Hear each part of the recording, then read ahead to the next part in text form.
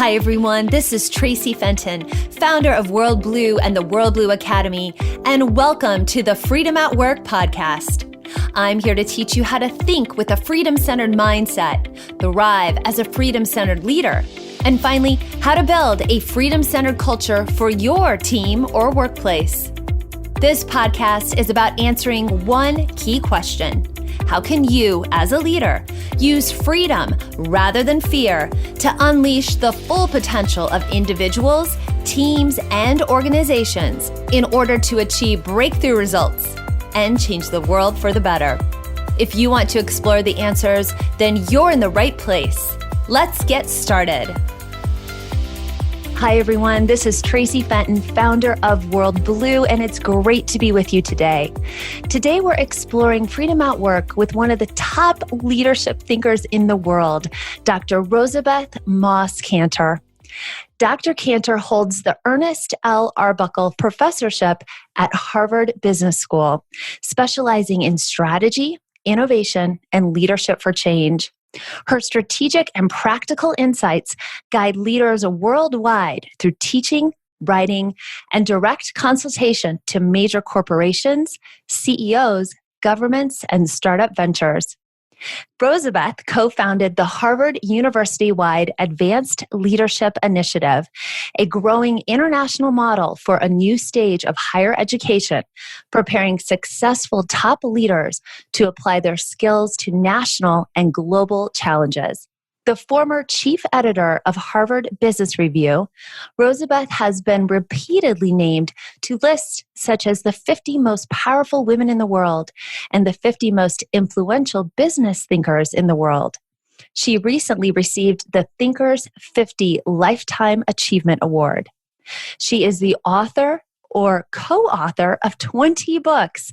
Her latest book, just published in January 2020, is called Think Outside the Building: How Advanced Leaders Can Change the World One Smart Innovation at a Time. Rosabeth, it's a delight to have you on the show. Thank you for having me. I want to begin by diving into your latest book, Think Outside the Building, which I've got sitting right here next to me at my desk. Now, what inspired you? You've written 20 books. What inspired you to write this book on this particular topic of innovation? We live in times that provide much opportunity, but also many problems to solve. And I think the only way we're going to solve the problems is by mobilizing as many people as possible to think about creating innovations, scaling innovations, joining with one another to create campaigns for change. But the situation in many cases is urgent and we better get with it.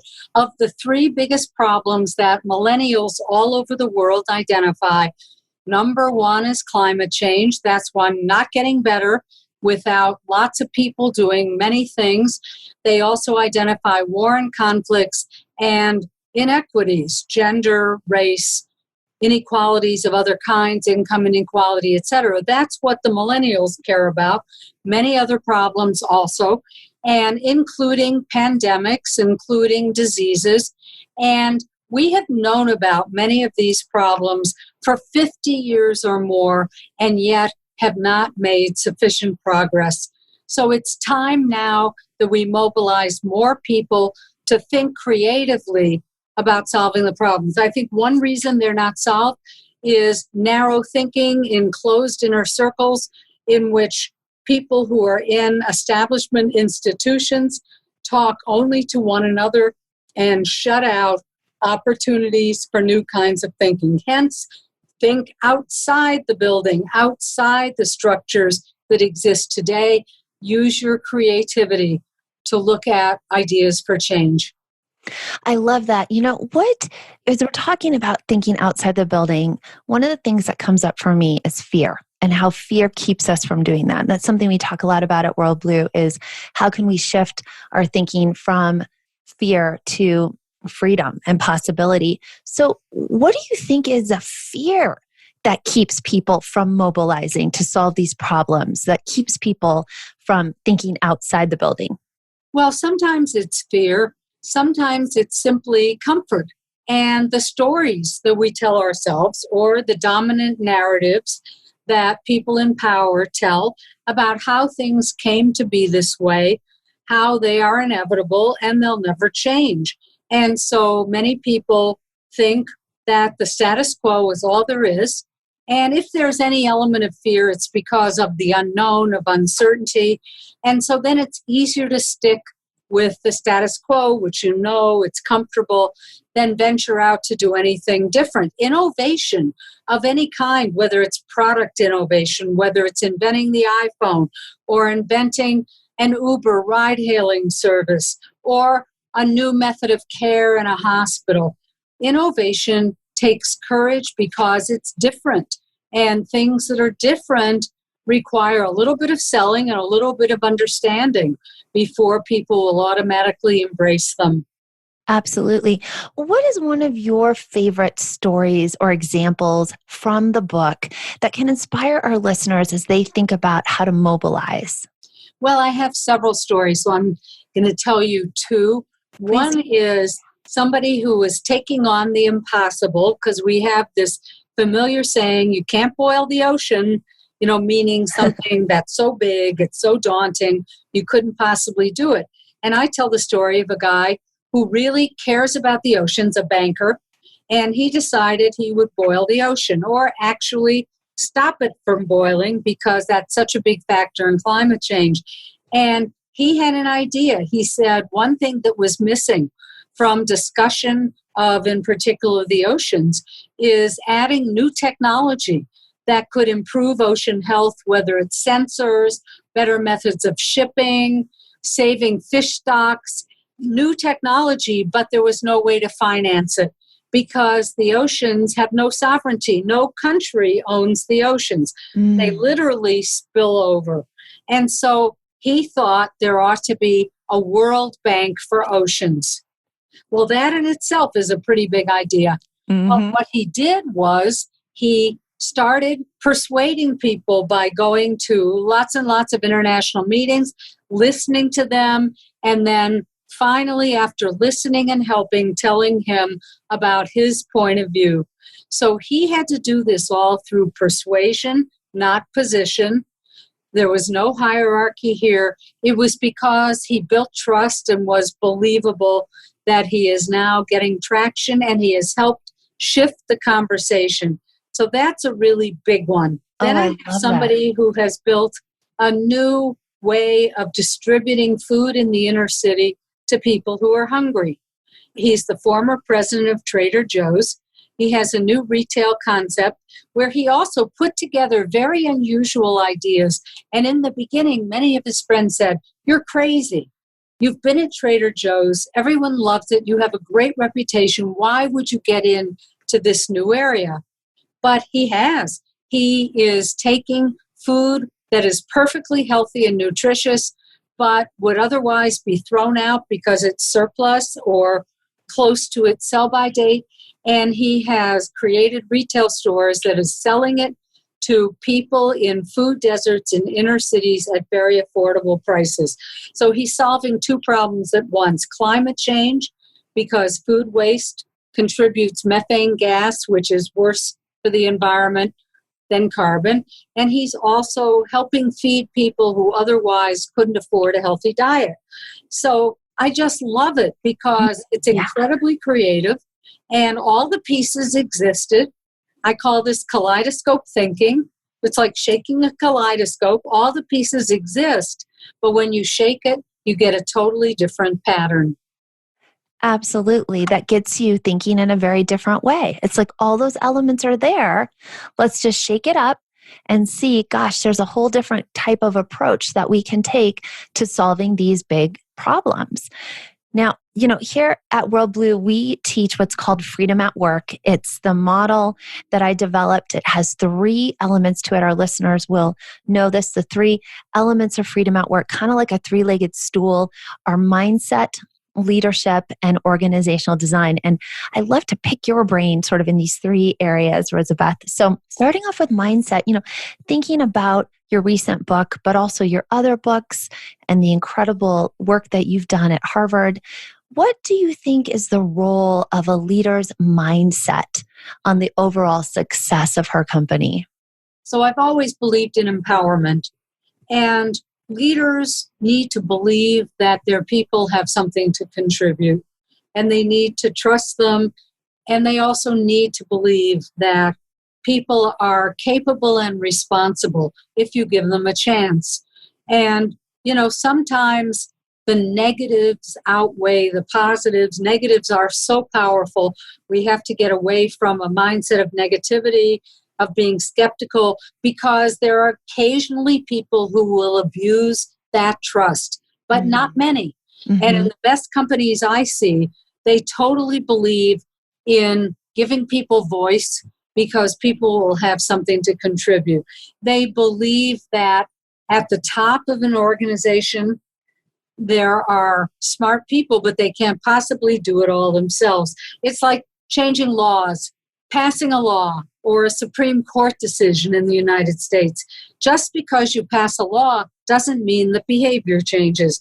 And if you're the CEO, just because you say we have to move to another area of business, it may not change. People are slow to move. If they don't trust you, if they don't see the value of that dream, they have lots of ways to slow it down.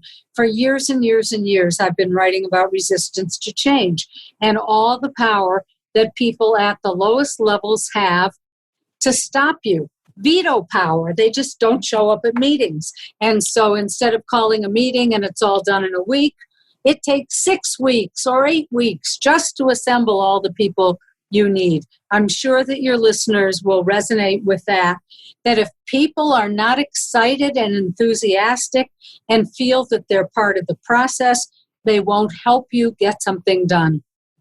That's exactly right. They can veto with their feet. They can veto with their mental energy. They can veto in many, many ways. And that really slows things down. And it slows down that productivity and that efficiency and that ability to innovate and think in different ways. And so when you were working on your most recent book, Think Outside the Building, did you notice a mindset difference between the leaders who could think outside the building and those who couldn't? So I've said it takes courage, and it's often not inside the person, it's often in what surrounds them. So people who are successful can sometimes become narrowed by their own success. That is, they start talking to other people who agree with them. They get into exclusive clubs where everybody dresses the same and reinforces the way they think, their ideologies, their politics, their social preferences. And also people can get accustomed to having an army of helpers to do everything with them, so they don't necessarily have to learn new things themselves.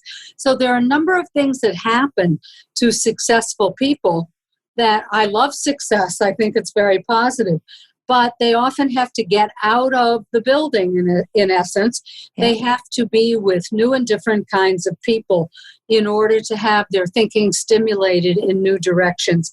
The new CEO of Verizon, Hans Vestberg, and I'm very proud that Hans Vestberg is one of the people who endorsed Think Outside the Building. Hans Vestberg tells his top executives, I want you to do one thing every week that's new and different. Something you've never done before, someplace you've never been before, because that will open minds. And so in the book, I spend a lot of time on how to open your mind, how to wander far afield, how to have new and different kinds of experiences, and then put them together to have innovative thoughts or to enable other people to have those thoughts. I love that. And for our leaders who are listening, many who are CEOs and running small businesses, what's one tip you would give them to help open their mind even more? Well, so first of all, small businesses, there are several kinds of small businesses. There are businesses that start small but want to get big, often tech businesses. There are also businesses that are lifestyle businesses that start small and are content to go along at a leisurely pace and enjoy life. So depending on what the aspiration is, that makes a difference. I think that everybody, though, has to move with the times. Mm-hmm. It's hard to be for example, a small lifestyle business that doesn't change a lot if there's a lot of competition and change all around you. One of the inspiring stories of our time is how independent bookstores, and by the way, I hope people listening will buy my book from their local independent bookstore. Absolutely. Because they have competed very effectively against Amazon. I also love Amazon, but they have managed to stay alive because they have innovated. They have become important anchors of the community. They create events. They have coffee shops. They have knowledgeable staff who can recommend books. And on my book tour, I've been in a number of them, and it's quite astonishing. On a Saturday afternoon in Washington, D.C., Politics and Prose was mobbed. People were there with their families. People were browsing. People had big piles of books to buy. And this was an industry that was supposed to be dead. So by being innovative, by connecting with the community, by thinking about offering people something extra, it's possible to stay alive and flourish. And that's what I mean by thinking outside the building, thinking outside the existing structure. It does not have to be exactly the way it's always been. You can open up the structure and be very successful. I love that. I lived in Washington for about 10 years and was always at Politics and Prose. And so heard many wonderful authors such as yourself speak there. And it is a great example of how local bookstores do create that incredible sense of community and connection and insight. So yes, I agree with you. I hope our listeners will get your book at their local bookstore. So thanks for pointing that out. Well, thank you. And there's a number of other examples of creating events around a store. So I love the independent bookstores, having author events and so forth. But I have some other examples. For example, women can now get a mammogram at Nordstrom's when they go shopping. I keep thinking lots of neighborhood retailers ought to be able to offer some health services right there. Just as CVS, that's C with a V, S, is offering minute clinics in their stores. Walmart is now offering health checkups in their stores. So Walmart and CVS are giants. Mm-hmm. And Nordstrom too, but locally, think about what you could do. In Louisiana, there's a project called Hair and Health for African American men who are underserved by the health system and don't really trust the formal hospital system in their community. And so this project is training barbers to take blood pressure readings and also collect some other health data and then pass it on to health partners, refer people. But imagine that. In the barbershop, while getting a haircut, you can be taking care of your health. And that's a kind of imaginative outside the building thinking that we need more of today. It absolutely is. Those are such great examples of how just bringing that different mindset and thinking in a more innovative way allows us to connect dots and connect those kaleidoscopic dots in a way that we haven't before. I love that. I love that. Now, I want to hear your thoughts, get a little bit more deep into leadership. Here at World Blue, we teach what we call freedom-centered versus fear-based leadership. And as you know, it's an interesting time in our world right now. As we're doing this interview, we've got the spread of the coronavirus going on.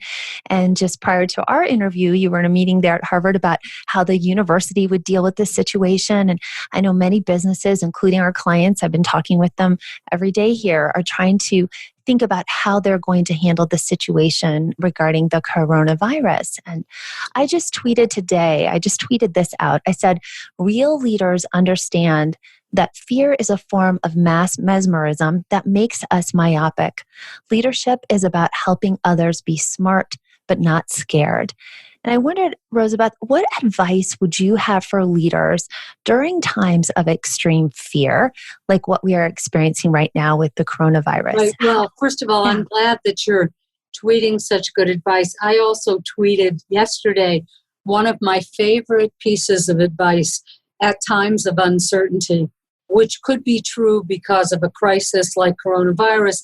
It could be true because of mergers, acquisitions, a closing of a facility in a community, lots of reasons for uncertainty. And I believe that when there's uncertainty of outcomes, where you don't know exactly what's going to happen, you need certainty of process. You need to make clear to people when you're going to communicate, how you're going to communicate on a regular basis so they can expect it. At my school, Harvard Business School, part of Harvard University, we are making a lot of contingency plans, including after spring break, moving all our classes online, which is a wrenching change, but it means that we can keep people safe. And our officials are being really great at saying 3 to 4 every day, expect a message. And we just did one of the messages on Zoom. Think about that. If you're really uncertain, at least knowing when you're going to get more information really helps. Sometimes leaders, poor leaders, make the mistake of believing they have to have all the answers. You don't need all the answers. You ought to be able to say the 3 little words that leaders have the hardest time saying, which is not, I love you. The hardest 3 words to say is, I don't know. Yeah. You think you're a leader because you know more than other people. So what you have to do is you have to say, I may not have the answers, but I'll tell you when we will keep you updated, when we will give you information. So that's one big thing. I think the other thing we can do is use the same skills in innovation and creativity and create new ways people can connect. I think we need to make sure that everybody in an organization or a community has some role in checking in with other people and seeing how they are. So you like democracy, we could democratize the process of making sure people are okay. So I think we could do so many things to help people feel more comfortable, more cared about, more cared for. I think our biggest enemy right now, the virus certainly, and keeping it contained. The other big enemy is social isolation because people need people. I end the last line of my book, which is actually the acknowledgments in Think Outside the Building. I say, one of my favorite expressions is an African expression. It's Ubuntu. Ubuntu means I am because you are. I exist because you exist, because we are social creatures. So leaders need to acknowledge that. It's in a losing streak. When things are going downhill, leaders try to hoard information. In a winning streak, I found in another piece of work, in a winning streak, whether a sports team or a business, leaders spread information and make sure everybody has the facts. I love that you brought out Ubuntu because that's actually one of the 3 leadership attributes that we teach at World Blue. And when I went to South Africa back in 2004, was the first time that I learned about Ubuntu. And it's such an important point that you're making about the social isolation. And Ubuntu is such the antidote to that, to understanding that interconnection and how much we need each other. And I find that to be particularly interesting about the coronavirus is here at a time when loneliness is on the rise and that sense of social isolation is on the rise around the world, particularly in the West, that here comes this, virus that's just seeming to try to isolate us even more, and how can we rise above that? We're not supposed to hug each other. We're not supposed to, I'm a big hugger, we're not supposed to hug each other. We're not supposed to shake each other's hands. And yes, of course, I understand the science and everything behind that. But I just find it interesting that this is coming up at a time when I think as human beings, we are longing for that deeper sense of connection, that deeper sense of Ubuntu, if you will. What do you think? Yeah. So first of all, I think that hugging is great, but I think the way people are now responding to the fact that you should touch elbows or bow or wave is with such good cheer and humor. Yes. That you feel just as embraced and just as warm and connected. It isn't only touching, physical touching. it's also a sense that you're cared about and acknowledged as a person. I think we can use technology to do some of that. I think that's also a way to get over being depressed. When people are depressed and they withdraw into themselves, they essentially go inside their own building, pull the shades, lock the doors, and shut everybody out. And my outside the building metaphor is a really good metaphor, because when feeling a little down and blue, the other kind of blue, one should reach out. And there's always somebody that has something going on in their life that would appreciate just getting an email. And then immediately the person who sends the email feels better, because there is something about giving to somebody else before you get for yourself that's extremely uplifting. And while I am an expert on business strategy, on changing the world, changing institutions, big change, I also know a lot about psychology and social psychology, because we don't get big change unless we also pay attention to the human touches. And I think at this time of also political instability, I'll bet that ultimately voters vote for the candidate that makes them feel most understood as people and who gathers people in to the circle rather than excluding them. That's the Ubuntu, isn't it? It's that sense of embrace and bringing people in. And isn't that what great leadership is about? Isn't that what advanced leadership is about? And I love your point about think outside the building isn't just an actual physical building. It's the building in our own mind sometimes, like you're talking about. We draw the shades and we don't go out. We don't reach out. And so during times like right now and all times, how can we give a little bit more? How can we reach out a little bit more? How can we embrace even more? And so I love taking that wonderful metaphor of yours for the book on an even bigger level and thinking how we can practice it individually.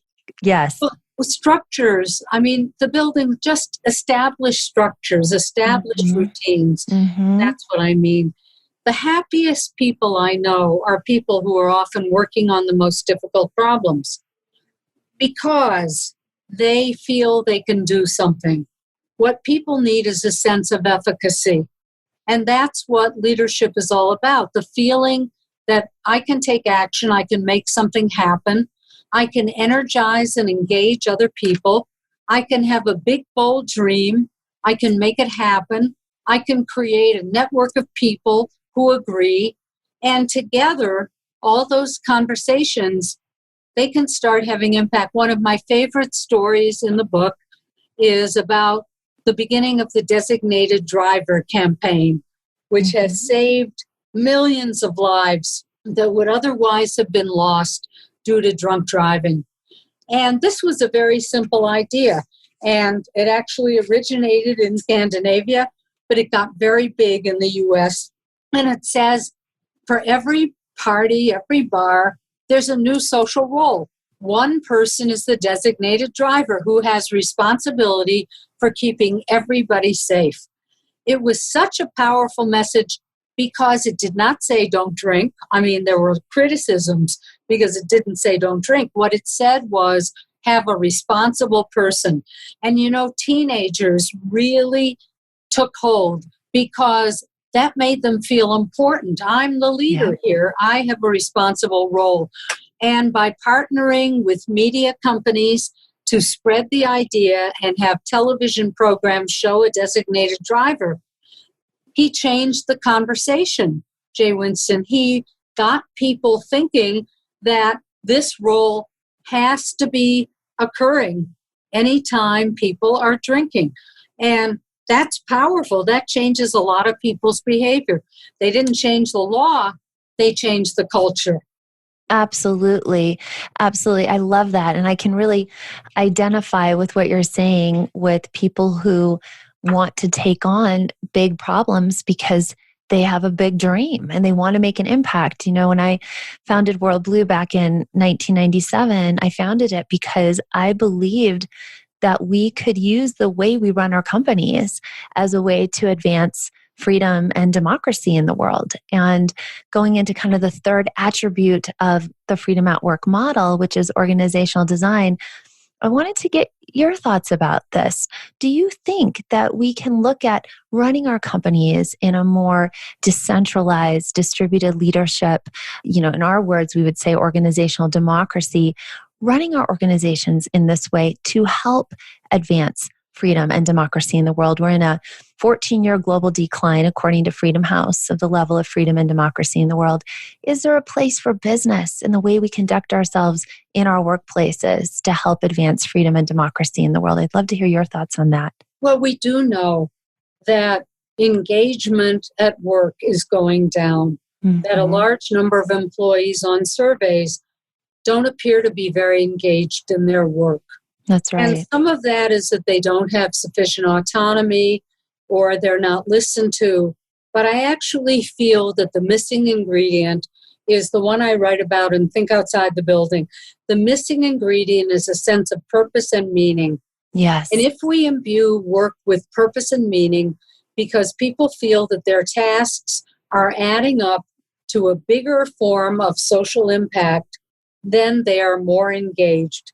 And then it's less important. Is somebody issuing orders? Do I have complete freedom? What becomes important is the goal, that I'm going to make a difference in the world. And I think it's possible to give that sense to people at every level in organizations. It's certainly important at the top for top executives. That's what keeps people motivated. That's what keeps people engaged in activities that can sometimes be kind of boring. Mm-hmm. You're an accountant, but you also feel you belong to a place that stands for something. And I think that's the importance of Think Outside the Building to cultivate a sense of purpose and meaning. Absolutely. One of the 10 principles of organizational democracy that I found in my research is purpose and vision. Having that sense of individual as well as collective purpose and meaning. And we have a whole course called Fearless Purpose that helps people find their purpose and vision for their life and then align what their purpose and vision is for their life with the work that they do, so that they can then, go on and do these extraordinary things like what you've been telling us about with these outstanding examples that are in your wonderful book. Let me hopefully not put you on the spot too much, but let me ask you, what do you feel is your sense of purpose? Well, my own sense of purpose is what I'm doing right now. It's spreading the message that we all need to think about in our own way, in our own corner of the world, how to add a strong sense of purpose or reinforce a strong sense of purpose and social impact, because we only have one planet, one world, one life, and we need to make it meaningful. And I also believe in successful businesses. I believe that it's possible to marry making a profit with having a strong sense of purpose, and that's my current mission. So thank you very much for this great opportunity to talk with you. Well, amen. I agree with everything you just said. And thank you so much, Dr. Rosabeth Moss Kanter of Harvard Business School, for being with us today. Make sure you check out her outstanding new book, Think Outside the Building: How Advanced Leaders Can Change the World, One Smart Innovation at a Time. Pick it up at your local bookstore. Thank you again, Rosabeth, so much for being with us today. My pleasure. Good luck to all of you. Thank you. Thanks, everyone, for tuning in to today's show on Freedom at Work. If you like what you heard and you're interested in finding out if you're a fit to work with World Blue, here's what I invite you to do next. Head on over to worldblue.com/call. That's world and then blue without an E, BLU, and book an appointment to speak with our team. We'll get on the phone with you for about 45 minutes and explore how to help you develop a freedom-centered mindset, thrive as a freedom-centered leader, or build a freedom-centered workplace culture. Remember, living, leading, and working in freedom rather than fear in order to unleash your full potential does not happen by itself. You need expert guidance to make it happen. We have over 20 years of experience working all over the world with top leaders and brands, from small businesses to Fortune 500 companies, helping them achieve results with our proven methods and courses. To see if we can help you do the same, head on over to worldblue.com/call and book a call with our team now. I'm Tracy Fenton, and I can't wait to connect with you soon.